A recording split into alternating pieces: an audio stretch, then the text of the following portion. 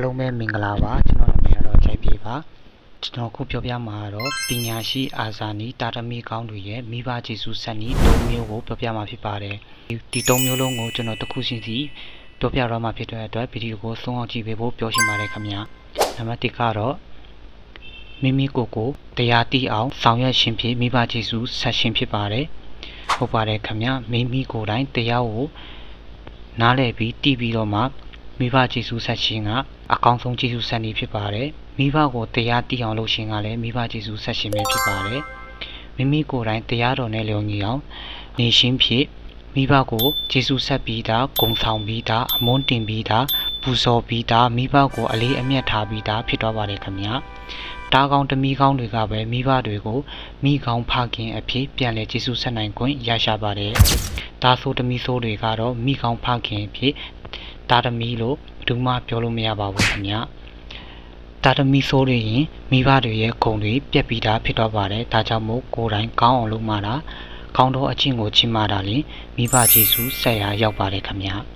နံပါတ်2ကတော့မိဘတွေကိုကောင်းသောအကျင့်တရားတော်နဲ့လျော်ညီစွာကျင့်ဆောင်နိုင်အောင်ပံ့ပိုးခြင်းဟာလည်းမိဘကျေးဇူးဆက်ခြင်းပဲဖြစ်ပါလေခင်ဗျာဟုတ်ပါတယ်တရားမနာတဲ့မိဘကိုတရားနာနိုင်အောင်တရားစခန်းမသွားနိုင်တဲ့မိဘတွေကိုတရားစခန်းသွားနိုင်အောင်တရားကျင့်ဆောင်နိုင်အောင်ဆောင်ရွက်ပေးခြင်းကလည်းမိဘကျေးဇူးဆက်ရကိုရောက်ပါတယ်ခင်ဗျာနံပါတ်3ကတော့မိမိကိုယ်တိုင်တရားတော်ကိုကိုယ်နဲ့မကွာစောင့်ခြင်းထားနိုင်ခြင်းကလည်းမိဘကျေးဇူးဆက်ရရောက်ပါတယ်ဟုတ်ပါတယ်ခင်ဗျာကိုယ်တိုင်ကဒေါသမထွက်ရင်လောဘမကြီးရင်မောဟမကြီးရင်မိဘတွေကိုစိတ်ဆင်းရဲအောင်မလုပ်တဲ့ဒါသမီးတွေကမိဘကျေးဇူးဆက်ရရောက်သွားပါတယ်ခင်ဗျာမိဘတွေကိုစိတ်အားမငြိမ်အောင်ဝမ်းမနှဲအောင်ပြီးကြတော့ဒေါသမဖြစ်အောင်လောဘမဖြစ်အောင်မောဟမဖြစ်အောင်နေထိုင်နိုင်ခြင်းကလည်းမိဘကျေးဇူးဆက်ရရောက်ပါတယ်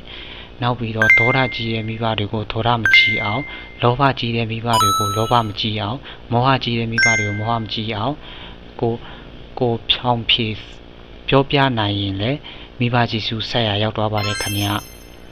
ဟုတ်ကဲ့လူကြီးမင်းတို့အနေနဲ့ရောမိဘတွေကိုဘယ်လိုမျိုးကျေးဇူးဆက်ကြပါသလဲခင်ဗျာ